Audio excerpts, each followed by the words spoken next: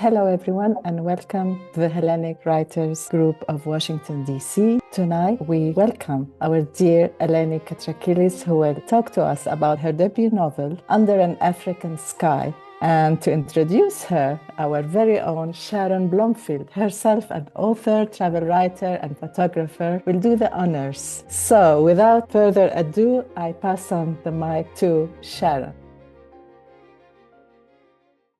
It is indeed an honor to welcome Elene Catrakilis. She was born in South Africa to Greek Cypriot parents, and she holds a Bachelor of Arts and a Bachelor of Laws degrees from the University of Witwatersrand, as well as a postgraduate honor bachelor's degree in English literature from the University of South Africa. Somewhere around 20 years ago, she and her husband and 2 children emigrated to the U.S. and settled in Atlanta, Georgia. The children are grown now. A daughter-in-law has joined the clan, and they remain an important part of each other's lives. Elene was a voracious reader, as I'm sure many of us were, from a young age, and she turned to writing in earnest upon her move to America. She belongs to the Atlanta Writers Club and has studied widely under a variety of renowned writers throughout the U.S. In 2019, she received the first prize in the Writer's Digest annual writing competition for her personal essay, God's Tablecloth. Under an African Sky, published on March 10th this year, is her first novel. Set in South Africa, it's the story of 2 women, one a Greek Cypriot immigrant, the other a local South African, who become friends and who find their lives pulled into the undertow of this nation under transition. She published this book independently with the help of skilled professionals, a decision that many of you know is one I applaud. On a hunch, I asked her how she chose her cover designer. I myself have learned how important it is to choose collaborators who have some vested interest in you and your project.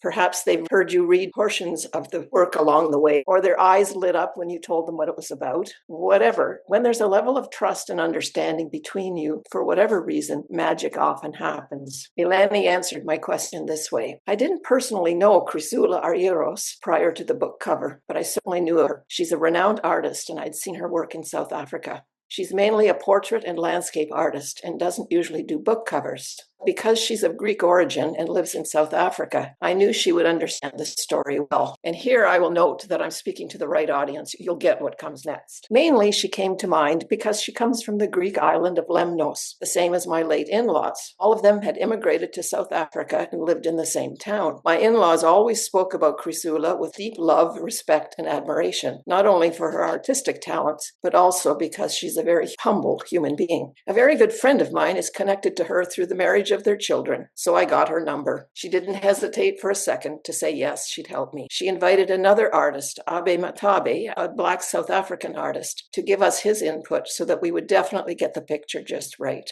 The Greek network never ends, never fails. Did I mention magic?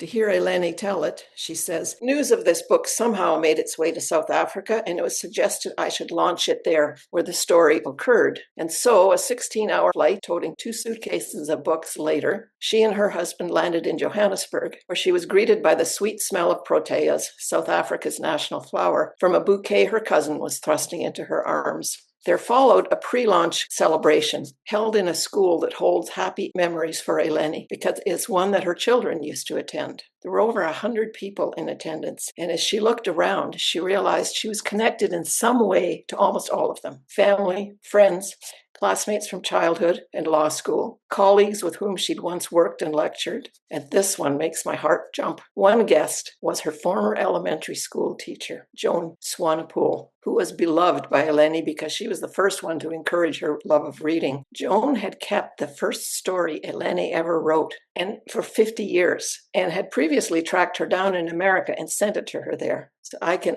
only imagine the emotion in both of them. When Elene placed a copy of Under an African Sky, her debut novel, undoubtedly autographed, into Joan's hands, she and the famed Chrysoula have become close and look forward to spending time together this summer in Greece. So listen to me when I say, do not be afraid of publishing your work independently. And if you do, choose your collaborators well. As Elene discovered, though neither she or I can tell you what they will be, rewards are sure to come your way. And now I'm anxious to hear more from Elene and to learn more about Under an African Sky. I'm sure you are too.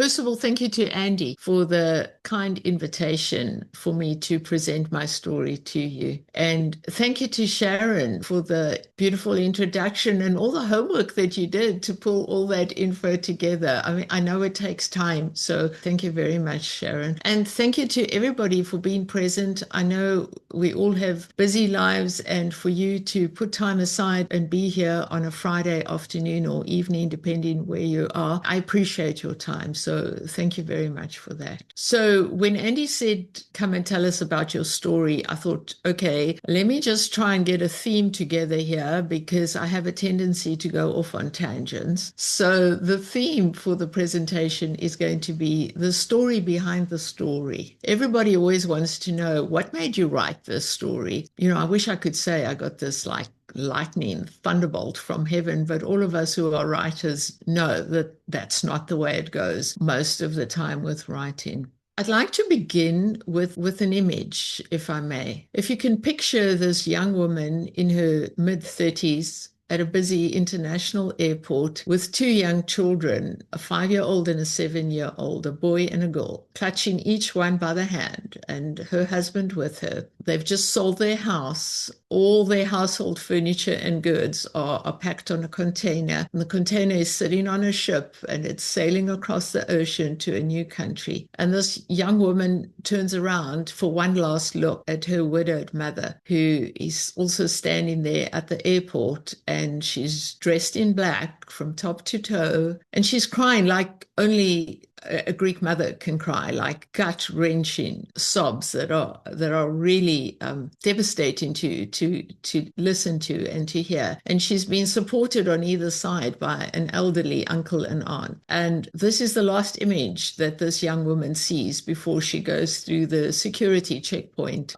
where the passengers go, and she leaves with her husband and children. As you've guessed, that young woman was me 30 years ago. And so I think the seed for the story was born from that sadness. It sat in my heart just as I sat on the airplane for 16 hours, 2 children beside me and my husband on the other side. I don't think we spoke a word the whole flight, because this was such a big change. You're not going to find that image in the story, but the emotion from that image is what gave rise to the story. The story itself, as Sharon mentioned earlier, it's essentially, in a nutshell, it's a story about a deeply divided country and 2 women who forge a friendship in spite of what's going on in the country, in spite of the craziness of the country, and in spite of the divisions. The women are bound by what we're all connected through our common humanity, and they're both mothers, and they both have dreams and aspirations for their children. They both come from different backgrounds, though, and that's what I'm trying to show, the 2 different sides of the situation that was going on in South Africa at the time. Both women are essentially looking for the perfect homeland, their version of the perfect homeland. So Sophia, being a Greek immigrant in South Africa at the time, is trying to recreate her Greek roots and her Greek culture in this country. And she's trying to impose on her children her dreams and expectations to hold on to those Greek roots, expecting them to marry people of Greek origin, and not realizing what pressure and difficulty she's putting on these children. And then Grace,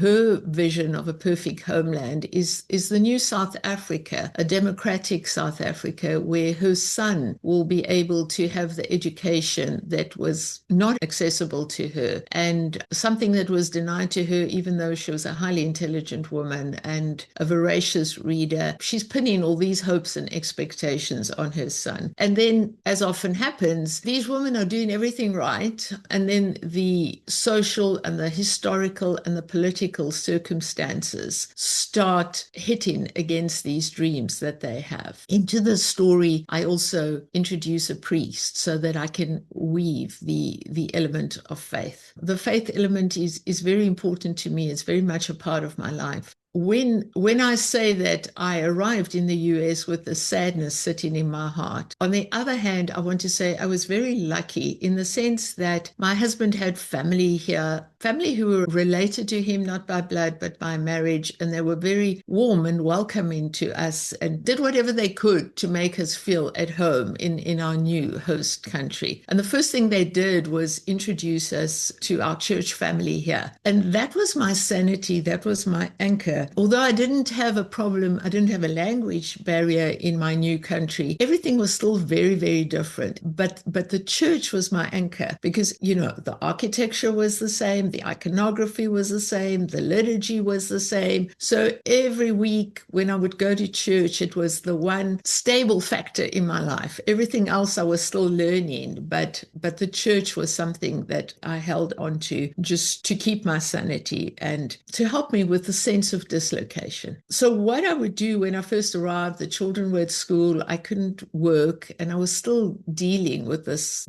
everything that I had left behind. And I think when you write so that you just hold on to things that you don't want to let go of. But I wasn't dealing with personal issues. I was still dealing with the bigger issues. So I would imagine myself in the shoes of, for example, F.W. de Klerk, the president who eventually stepped down and handed over power to Nelson Mandela. And I tried to imagine what it would be like for him to be wrestling with this issue of giving up power. To his credit, he did. And I don't think it was just a coincidence that both he and Nelson Mandela were awarded the Nobel Peace Prize. So I would put myself in his shoes, walking along the beach, trying to decide, should he or shouldn't he, what should he do? I would then write a different essay and I would pretend to be Nelson Mandela, 27 years in this tiny cell. I went to visit this cell where Nelson Mandela was kept on Robben Island, which is just off the coast of Cape Town. And that actually, you mentioned the story, God's Tablecloth. That has to do with that visit. That's a story for another time. But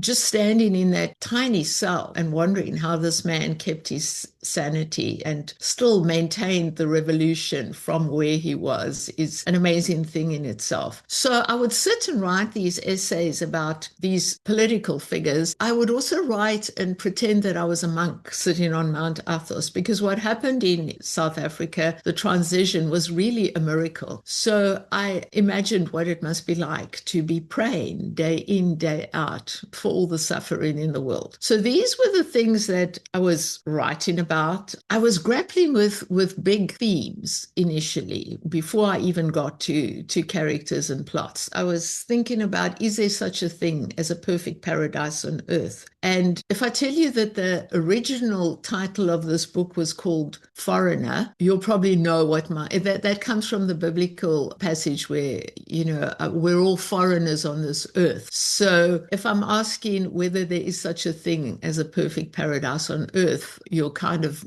guess what my feeling as an author is. I was dealing with things like the fact that history is seldom kind to individuals. So I was thinking about the missteps or the miscalculations that leaders make. And then it's the little people on the ground, the citizens who pay the price for these events that take place on a large scale. And even though, with South Africa, we had all these laws that had to come down. I mean, people had been suffering under these laws for decades. But even with change, the turmoil, and everybody's paying the price. So I was thinking about that fact. Then I was thinking, at the same time, I was thinking that luckily people have this incredible resilience, and there's goodness in most people. I mean, if you turn on the news, you're horrified and you're thinking, the world is an absolute mess, which actually it is at the moment. But if you look at your small communities around you and the people around you and how kind and supportive people are, I mean, even if you're in a foreign country, I've done things where I've been in Greece, for example, and I'm looking upwards and I stumble on the pavement and perfect strangers come rushing up to you to help you. So the goodness of people is another thing that fascinates me, in spite of the fact that circumstances circumstances sometimes annihilate the dreams that we're trying to put into effect. The goodness of people, the way we all connect to each other. And if you think of the characters in this book that I told you about and Sharon told you about, that these women are from completely different backgrounds, but they are connected through the fact that they're both mothers. So these were all the big themes I was dealing with. But as all of you who are writers know, themes don't equal stories. You need characters. So eventually from these themes, I started creating characters who could represent these issues and dilemmas that I was thinking about. And then from the characters, a plot develops. And it's usually the personality of the characters which will develop the plot. You can't make a character that is one way and then the character's going to tell you how they're going to react in certain circumstances. And if you read the story, you'll see that both Grace and Sophia are at times faced with very difficult challenges and choices, and they make decisions based on the type of woman that they are. So I kind of did everything back to front. You're not supposed to start with themes. If you go to writing workshops, they tell you you must start logically, you must start with the plot and then characters. And then if you want, you can blend in a theme or two. I don't know, my brain doesn't work like that. Maybe that's why it took me so long to write the story. That's one reason. The other reason is I was learning on the job. I thought I knew how to write until I actually sat down to write. And I thought, oh, well, I've handed in a few term papers in my life. I've been a reader all my life. I know how to write. But when you sit and actually put it down on the page, then you see that what you have in your head and what comes out on the paper kind of falls a bit flat. So then I started going to writing workshops and trying to figure out a few things. So then the road to publication for me was as challenging as the writing. Eventually I got the story to a state where I thought, okay, it's ready now. Let's try and get it out into the world. And initially I thought, okay, I want to do a traditional publishing because I think there's this magical element about traditional publishing that, you've put all this time and effort into this book. Now somebody else is going to take it and, they're just going to deal with it and you can go write your other story. It's not really the case. I know that from people who've even gone traditional publishing route. Anyway, you have to get an agent, as you all know. They are the gatekeepers to the big publishing houses. And it's a very difficult thing to get an agent. And I was very lucky, sort of. I got an agent on attempt number 6. So I was like, wow, that's it. I mean, this is going to be bliss now. I'm on my way. I can think about the next book. And the agent was actually a really good agent, not just a young agent or an inexperienced agent taking a chance on a debut author. He was a very good agent. And yet he didn't manage to sell the story. And I don't know who was more astonished, him or me. I found this agent right at the end of 2018, and I think he sort of thought he had exactly the person in mind who would take on the story. I think he thought he had a slam dunk, and then we didn't. And he said, don't worry, I can sort this out. And unfortunately couldn't. So we went on like that for the whole of 2019. And I could see, he would write emails to people. They would answer him immediately, and nope, they weren't taking on this story. So then I said to him, what must I do? And he said, write another story. So I was like, you've got to be kidding me. I mean, it took me so long to write this one. Now you're telling me just dash out another one. So then I sulked for a year, and then I did what he told me to do. And I was determined that with the second story, I was going to have fun. I was going to enjoy it. And it only took me a year, which for me is, quick. And then when I gave it to him, I knew he wasn't as thrilled as he was with the first one. He said, yeah, it's good, but, and when somebody says, but, and he said, it's not as unique as Under an African Sky. So then we parted ways on friendly terms, tried to get another agent, and it was as impossible as everybody says it is. So my husband had been telling me for forever, just do it on your own, publish it on your own. And I was, I don't know. I kept trying to get another agent. That wasn't working. And then one day I was sitting with our priest, our family priest, and he said, what's happening with that book of yours? And he said, I don't understand. Why don't you publish it yourself? You put in so much time and effort and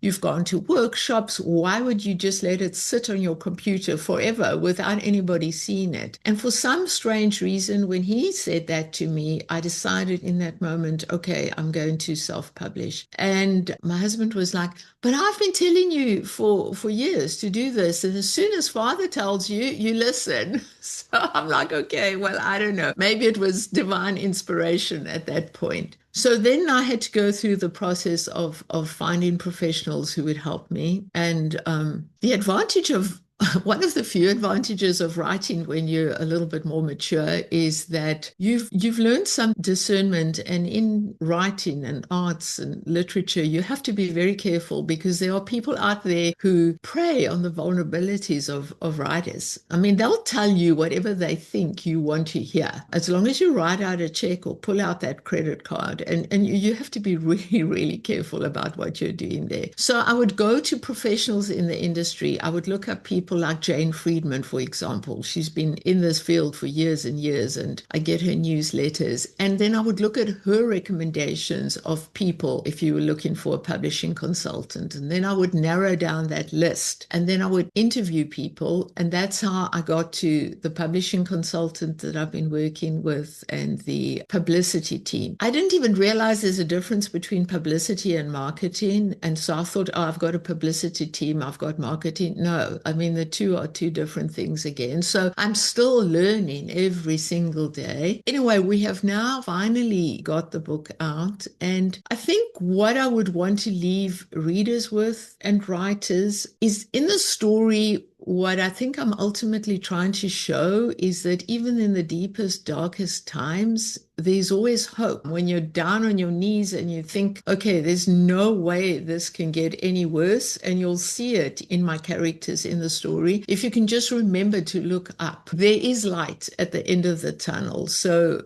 my hope is that people will see hope in the story, and also hope if you're writing a story and if you're wanting to publish, you can get it done, whether it's traditional publishing, whether it's on your own. You just have to have perseverance. I'll tell you one funny thing and then I'll leave it at that. I remember being at a writer's workshop right in the beginning where I said, okay, I've got to refine this craft of mine. The writing doesn't sound as good as it sounds in my head. And one of the teachers at the writing workshop was a really top class, famous published author. And I showed her one of my initial manuscripts, like I'm sure it was a first draft, of which I was like, kind of hopeful about. And I said, what do you think of this? Because she had read it for the class. And she's a very kind person and a person of great integrity. So she wasn't going to tell me, oh, this is wonderful. And she said, you know what a writer needs? A writer needs 95% perseverance and 5% talent. So I kind of totally got what she was saying to me. But I think if we really have a story that we want to tell, if we really have a story that we want to get out of us, it kind of gets a grip on you. And the more you write, the more you want to get it right. So that's my story, the story behind the story, where it started, where it began, and we'll see where it goes. Thank you very much. Do you have a section to read to us today? Oh, yeah, I can read a section. I'm going to read it somewhere in the middle. I think it's chapter 7. I thought I'd read that section. It'll be very short. It's, how we can all remember where we were when like some significant thing happened. Like we all know what we were doing when 9/11 happened. We were in the paint shop, or we were getting paint because we needed to paint the door. People are getting on with normal everyday life. And then these huge dramatic events are happening around us, but we're trying to carry on living. And I have a chapter that I'll read where Grace and Sophia are together on that day watching the release of Nelson Mandela from jail, but each one is preoccupied about her own kid. But they're watching this and each one is thinking about their child. It is chapter 7, and it's 2 steps forward and 1 back, and it's written from Sophia's perspective. So, on February 11, 1990, South Africa and the rest of the world waited to see the man who had not been seen in 27 years. At any moment, Nelson Mandela was expected to walk out of jail. It also happened to be the Sunday before Natalie's wedding, and Sophia sat behind her desk in the study, trying to keep an eye on the family in the next room, as well as the historical event unfolding before her eyes on television. Every few minutes, her eyes flitted to the screen. Cameras zoomed in on the restless crowd gathering at the Victor Verster prison outside Cape Town. Helicopters hovered above the yellow police vans lining both sides of the pathway Mandela was expected to take. One wrong move and the whole country could go up in flames. The clock on the mantelpiece showed that it was already an hour past the scheduled time for his release. While she waited, Sophia scrutinized the seating chart on her desk and fiddled with the heating pad nestled around her neck. Her muscles were stiff and howling with pain. She'd spent hours hunched over, playing around with the best possible seating combinations for the guests. "Natalie, why aren't you working on the seating arrangements? Why am I doing this?" she called out as Natalie tried to sneak down the passage. Everyone, including the Annalise girl, had gathered in the large TV room to watch the major event. "Because the guests are mainly yours and Dad's," Natalie replied in a reasonable voice. "Can't argue with that," Sophia muttered, turning back to her table arrangements. "Why don't you come sit in here with us?" Natalie yelled across the passage. "Because Annalise is there," she wanted to say, but pretended not to hear. The girl was becoming a permanent fixture in the house. One wrong move and she could lose her son along with the girl. For a third time, she drew a line through Theo's name, unsure where to place him. Reluctantly, she moved him from table number 1 back to the main table. She wished she could blot him out of her life forever, but, like Annalise, he didn't look like he was going anywhere. Apparently, the Greek community loved him.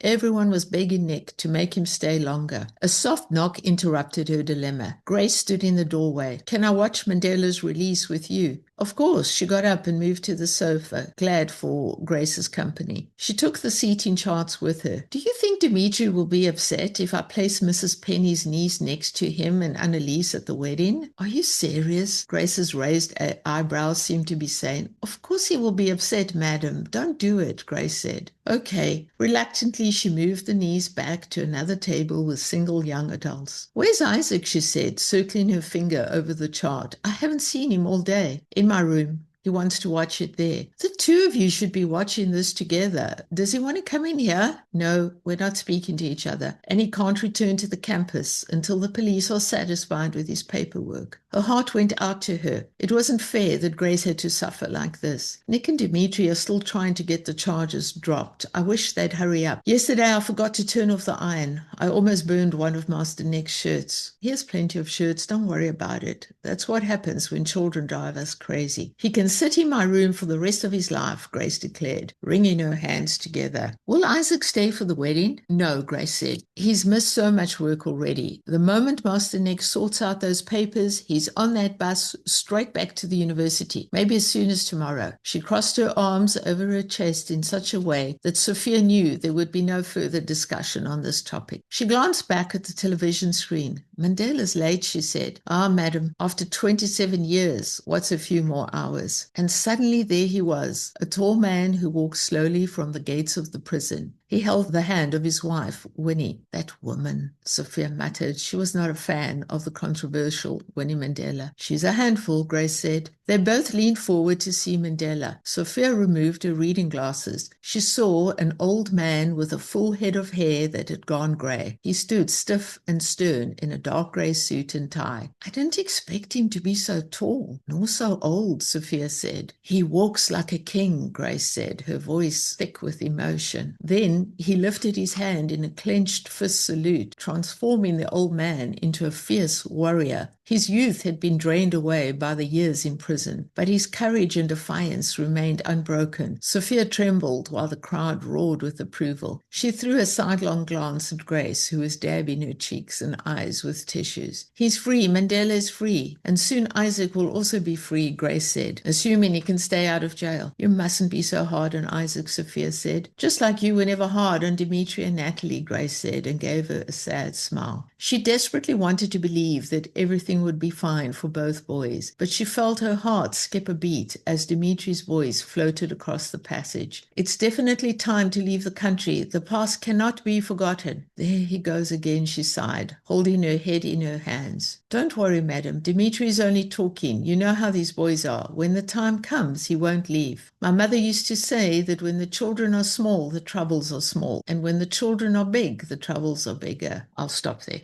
This is the book, by the way. Just Bravo, that's amazing. Thank you so much. thank you. Thanks. I hope it wasn't too long what I read. Oh, not at all. We're just getting in there with you, and the descriptions were superb. Thank you so much, Eleni. And thank you, Sharon, for the introduction. Now, who would like to, if they have any comments or questions for Eleni, please go ahead, Poppy. I have a question. Where can we find it? Is it on Amazon? Yes. It's okay. Available on Amazon and Barnes & Noble. You can go straight to Amazon, and it's actually available in 4 different formats, Kindle, paperback, hardcover, and it's available on audio. I was really lucky. I got a wonderful narrator. So if anybody likes Audible, and the way I found the narrator, I mean, this is another story if you want to listen to it for 2 minutes. The electrician in Atlanta was working at my house one day, and I was deep in edits and focusing on my work, and he was, how's the novel going? And so I'm like, it's going. And he said, have you thought about an audiobook? And that was the last thing on my mind at that time. And he said, can I give you some advice? And I'm like, sure. And he said, in my spare time, I'm a podcaster, and also I listen to a lot of audiobooks. And you need to make sure you get an actress to read your story. And I'm like, an actress? And he said, yes, because I'd even thought that maybe I should read it. And he said, the voice can't be boring, especially when you've got different characters. The person has to be able to change their voice. There has to be texture in the voice, emotion, and so on. And I'm like, okay, so I filed that away for future use. And my poor publishing consultant, when it came time to find narrators, I said to him, David, I need if you can, in the list that you find for me, could you find an actress for me? And he's, okay, Eleni, I'll do my best. And he did.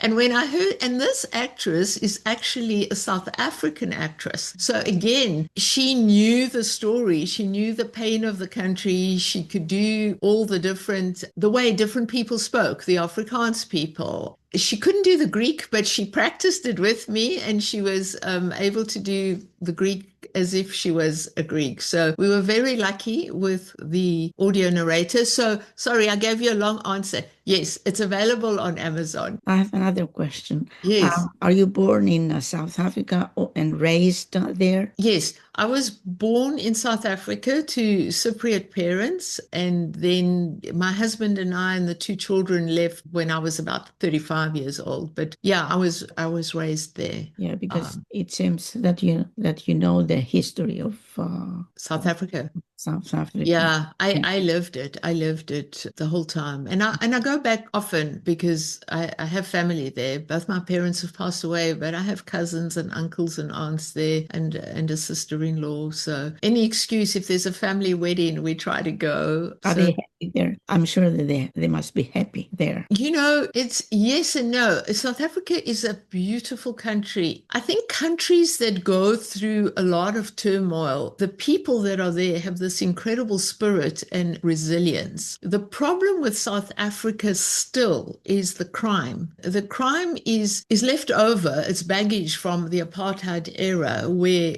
you had 45 million people who were held back from opportunities like education. And it's taken a generation for people to play catch up there. So there is still a lot of crime. But what I've noticed now, the crime is across the board. It's not black on white. It's crime against all people. So everybody there has to protect themselves against crime. But I was there recently for the pre-launch of the book, and it felt to me like the tide is turning, and it's only been one generation. I actually thought that it would take longer. I thought it might be at least 2 generations before things straighten out there. So people are happy if they can live protected lives behind walls. But it's also not a normal life if you have to have eyes in the back of your head. And I think if you are South African and you know the country well and you know how to navigate yourself through different areas and you have a good reading on people, I guess it's like any city in the world. You kind of know, even if you were in New York, there's certain areas you're not going to venture down those roads by yourself. It's the same over there. And so the question, I mean, you asked, are they happy? I think people are happy when they have their family around them, but certainly the beauty of the country enhances the experience. It's an incredibly beautiful country. And Cape Town, I think it's probably one of the most beautiful cities in the world. And then, of course, the wildlife, there's nothing like that. The majesty of the African wildlife and to be out there and just to absorb all of that. So always the storyteller. You take us with you to everywhere. Yeah. Thank you. Thank you, Poppy. This is Maria Antokis, and I just wanted to say I loved your presentation. I think that, the practical and tactical ways that you went through to get your book published were really interesting. And as you were doing your presentation, I was texting my good friend, Caterina Quinterno. Oh, she's phenomenal. Let her know that I was listening to you give a presentation on your book. So just wanted to say that. She's my kubara. I've baptized one of her babies, and we were so lucky to find each other. I mean, yes. if you can imagine that both she and I are of Cypriot origin, but were born in South Africa, and we found each other, where? At our church. When I first arrived here, I was sitting in church one day, and this little girl with this mop of red hair was marching down the aisle with this determination, and I couldn't resist that hair. And it was her eldest daughter, Marina, and I just put my hand out. I had to touch this child's hair, and then we became friends, and we couldn't believe that we had so much in common. So she has mentioned yourself to me, so I'm happy to finally make eye contact with you. Thank you. Thank you for coming to the group. Thank you. No, it's a great group. Yeah. I want to thank you. That was really an interesting presentation, and I appreciate that. What are you working on now? So I'm dying to get to that second novel that they had told me to write, and I wrote. It's in its 4th draft. I haven't looked at it in a year. I'm dying to get back to it, and I promised myself that next week I will look at it again. If I haven't looked at something for a year, because when you put time and distance between yourself and a piece of work, when you go back, you're like, oh wow, no, I need to change this, I need to do this, I need to do that. But that story, I don't even want to give you the title because I don't come up with good titles. But I'll tell you this, I'm going to change that title, I think. It's set on the island of Lemnos, and that's where my husband's family comes from. It's different to this one, but it's not different in the sense that, so in Under an African Sky, we have political, social circumstances affecting the characters. In this story, it's the pandemic that's going to affect the main character. And the main character in this story is an American woman. She's a professor of creative writing in New York, and she's married to the love of her life, a Greek doctor, and they're based in New York. And the story opens with she tragically and unexpectedly loses her husband. This is just before they're having dinner and they're celebrating their wedding anniversary, and he's telling her about this house that he's been dreaming about building on the island of Lemnos. And she's going along with it very half-heartedly because it's his his dream, not her dream. But she's thinking, okay, because it means so much to him, okay, I guess we'll do it. And then she loses him. That's how the story opens. And my husband's convinced that I kill off the husband because I was so irritated with him for wanting to build a house on the island of Lemnos that I killed the fictional character. I was taking out my frustration there, where I can actually control the situation. But anyway, so this lady goes to the island to see what she's going to do about this house. And then what happens? The pandemic strikes and she gets stuck there. So her personal world comes to a standstill when she loses the love of her life. And then the whole world comes to a standstill. And she's stuck on this island that she was never keen on in the first place. And she now has to deal with her grief. She has to deal with the nosy villagers who she never used to have time for in the past because they used to interrupt her writing and they wanted to know too much about her. But now she's stuck there all alone. So now things kind of changed during the pandemic. So that's what that story is about. And we'll see what I do with it when I reread it again next week. I have a question about drafts, please. When you do one draft and second draft, so you just leave it and start writing again, or you look at the latest draft and compare and try to fix the chapters? How does it go from one draft to the next? That's an interesting question. So when I started writing this first novel, one of the other reasons I wasted a lot of time is I used to kind of write and edit at the same time, which is crazy. And somebody told me that first draft, you must just write it without even thinking about anything. Just get it all out there on the paper. And then for me, that's actually the most difficult. But once you've got it all out there, then you go back and you start to work with it. But yes, so then I go back to it and then I'm more careful and I'm writing the second draft. And then usually I'm impatient.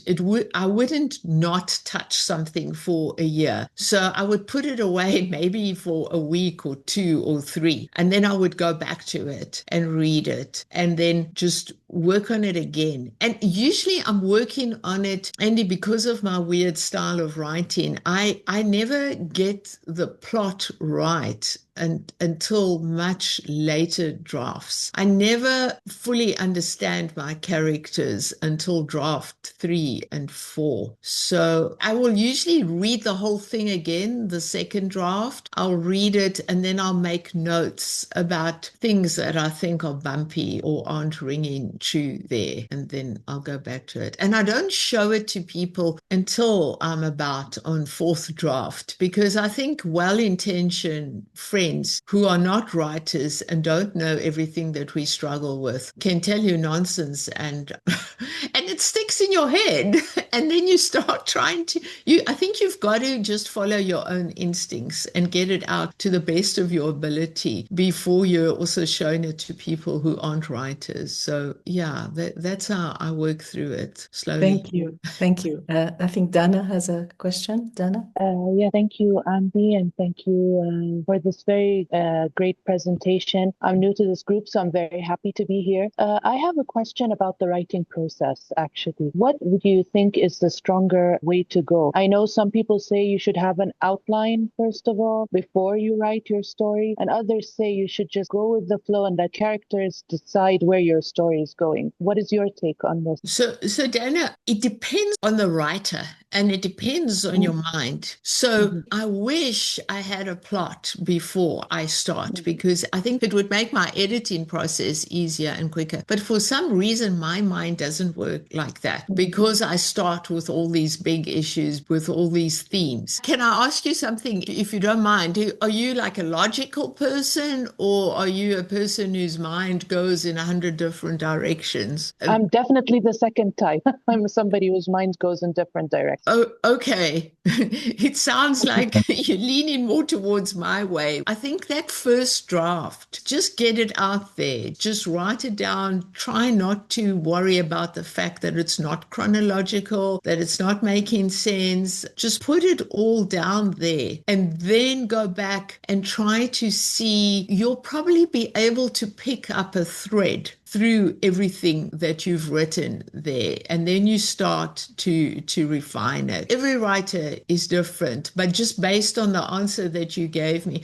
I mean, there's these other wonderful, lucky writers, but I think they also, different writers have different strengths. So if you look at like Sidney Sheldon, they have incredible plot lines, but their novels are different to ones like what I write, in the sense I'm trying to provoke someone to think about something. So it depends, some people are writing for sheer entertainment and other people are writing to get people to think about something. So it also depends what you're writing. Or is there a particular genre that you lean towards? I like writing fiction, but I like to focus more on the psychological implications of what characters go through. Yeah, I think you're like me. You're on the long road.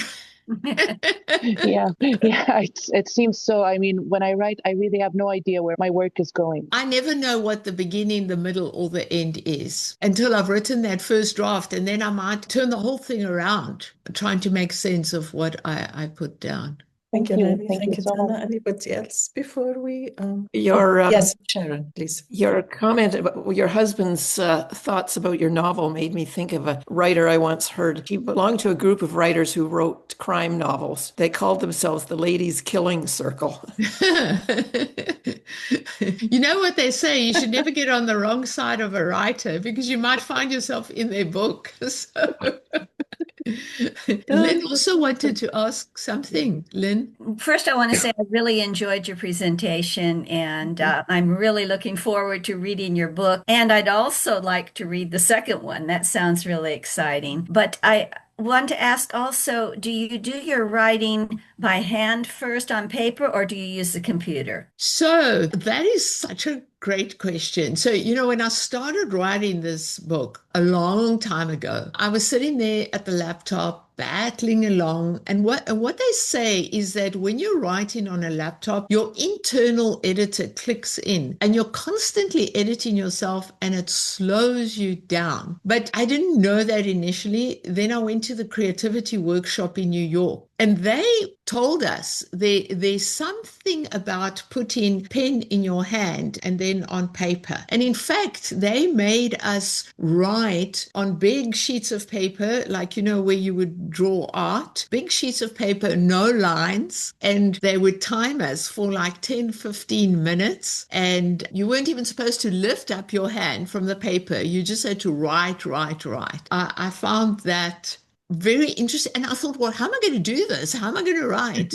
But you do, because you're not looking at this perfect screen where you're supposed to present something perfect. And then I was very grateful for that tip. So often when I'm stuck, I just leave the computer and I have paper next to me and I pick up this pen and I just start writing. And it immediately soothes whatever anxiety I've got in my head. It's almost as if I feel like, okay, there isn't anybody looking over my shoulder now. I can write whatever I want on this piece of paper and then I can scrunch it up and throw it in the trash can. And I heard, like I read a lot of biographies, and I don't know if any of you read biographies as well, but Barack Obama is an incredible writer, and I don't think he has ghost writers. And he said he writes everything out by hand, that first draft. So I remember that made an impact on me, because I thought if somebody who can write like that, and of course his stuff is non-fiction, but still he has the ability to draw you in. I thought if somebody like that is writing by hand, I use it often. I put pen to paper. It seems to help me a lot. But I don't know if you look around us now, except for Strati, you will see our age. And I don't know if it's, and of course, Bara, I don't know if it's, I don't know if the younger generation is totally comfortable on a computer screen. And maybe you don't get an internal editor bothering you when you're writing on the screen. I don't know, but for me, it's very freeing to put pen to paper. I don't know if some of the younger people want to chime in on that. First of all, thank you so much for your presentation. I really learned a lot, and I found out that I have so much in common with you. So thank you for that. And I'm looking forward to reading your book.